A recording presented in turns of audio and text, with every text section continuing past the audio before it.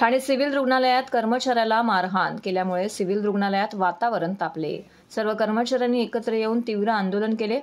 पेशंटच्या नातेवाईक यांनी काल रात्री दिव्यांग वॉर्डबॉय याला मारहाण केल्याचा धक्कादायक प्रकार घडला आहे। एक ब्रदर यांना चाकू दाखवून धमकी दिली, त्यामुळे सर्व कर्मचारी आणि डॉक्टर्स यांच्यामध्ये भीतीचं वातावरण आहे। ड्युटीवरील पोलीस हे हजर नव्हते आणि अशा घटना वारंवार या ठिकाणी घडत असल्यामुळे सर्व कर्मचाऱ्यांनी एकत्र येऊन या घटनांविरोधात आंदोलन केलं आहे।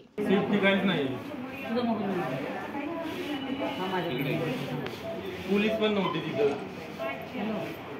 पोलीस चौकीत नसतात।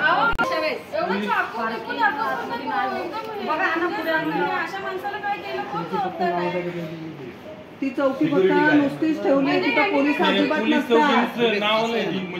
तिथे एखादं कोणी गेलं तर ते लोक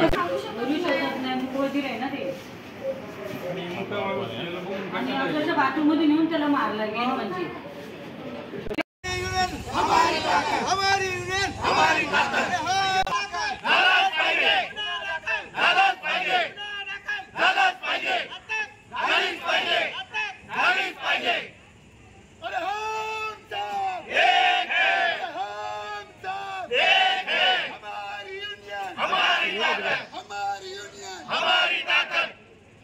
काल रात्री एक इसम 24 वर्षाचा अंदाजे चेस्ट पेन म्हणून ॲडमिट झाला 3:45 दरम्यान आणि ते ॲडमिट केल्यानंतर त्याच्याबरोबर जे बरेचसे नातेवाईक होते, बरेचसे ड्रंकर वगैरे होते आणि त्यांनी मग आमच्या तिथे पेशंटला ॲडमिट प्रोसेस करत असतानाही आमची एक दिव्यांग क्लास 4 सर्वंट आहे, म्हणजे डम अँड डीप आहे, त्याला त्यांनी मारहाण केली, त्याला चाकू पण दाखवला आणि डॉक्टरशी पण त्यांनी मिसबिहेवियर केला आणि पेशंटला मायकार्ड इन्फेक्शन होतं, त्याच्यामुळे त्याची डेथ एक 5:30च्या दरम्यान त्याची डेथ झाली।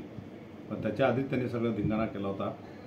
पेशंट सिरियसच होता आणि या सगळ्या गोष्टीची काळजी डॉक्टरांनी ट्रीटमेंट दिली, वेगवेगळ्या सगळ्या गोष्टी केल्या होत्या, काही कारणच नव्हतं। पण अंडर अल्कोहोल इन्फ्लुएन्स असल्यामुळे त्या नातेवाईकांनी मामा आणि ब्रदरला चाकू पण त्यांनी दाखवला आणि आमच्या डॉक्टरशी पण त्यांनी मिसबिहेव केलं। तर आज सगळे आमचे कर्मचारी लोक काम बंद आंदोलन सकाळी केलं होतं, परंतु मी DCP साहेबांशी इथले लोकल PI यांच्याशी बोलून FIR दाखल करायला सांगितले। तिथं गुन्हा दाखल करायची प्रोसेस चालू आहे। त्याच्यात गुन्हा दाखलचं ॲश्युरन्स दिल्यानंतर त्या लोकांनी काम बंद आंदोलन थांबवले। परंतु आम्ही सर्व आमच्या परीने प्रयत्न करत असतो, आमचा नातेवाईक म्हणूनच त्या प्रत्येक पेशंटला ट्रीटमेंट करत असतो। तो काल जो रुग्ण आला होता तो एकदम सिव्हिअर MI, त्याला 2 वेळा ECG आपण केलेला, सिव्हिअर MI त्याला होता, त्याची सगळी ट्रीटमेंट आपण सुरू केलेली होती आणि तो पेशंट दगावला, तर ते आपल्या काही हातामध्ये नसतं।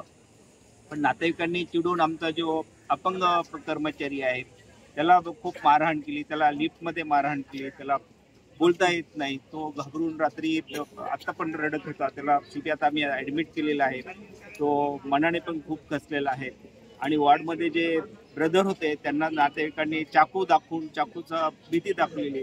तर अशा परिस्थितीमध्ये मग आम्हाला सर्व आरोग्य कर्मचाऱ्यांना काम करणं हे खूप अवघड होईल आणि असं होऊ नये आणि रात्री जे ड्युटीवर पोलीस असायला पाहिजे होते ते पोलीस हजर नव्हते, त्यामुळे आम्ही हतबल होतो का आम्ही जायचं कुठे, आम्हाला प्रोटेक्शन थोडंफार असायला पाहिजे आणि जर नातेवाईक हॉस्पिटलमध्ये चाकू घेऊन येत असतील तर हे खूप गंभीर आहे। मग आम्ही लोकांना रुग्णसेवा कशी देणार? असा इन्सिडेंट झाला की दारू पिऊन आलेला एक 24 वर्षाचा पोरगा होता, त्याला अचानक ॲक्सिडेंट झाला होता। ॲक्सिडेंट झाल्यामुळे त्याला आपण टिसूला ट्रीटमेंट दिली, पण त्याचे जे नातेवाईक होते भरपूर सारे, त्यांनी आमच्या दिव्यांग कर्मचाऱ्याला मारहाण केली, ज्याला ऐकू येत नाही, बोलता येत नाही, त्याला मारहाण केली, आमच्या डॉक्टरांना मारहाण केली, आमच्या स्टाफला मारहाण केली, चाकू दाखवले। आम्ही त्यांची योग्य काळजी घेतली, त्याला ICUला ट्रान्सफर केला, पण सुदैवाने आम्ही वाचू नाही शकलो। वाचू नाही शकल्यामुळं काय झालं की जे काही त्याचे नातेवाईक होते त्यांनी आक्रोश व्यक्त केला आणि त्यांच्या विरुद्ध आम्ही हा आक्रोश मोर्चा काढलेला की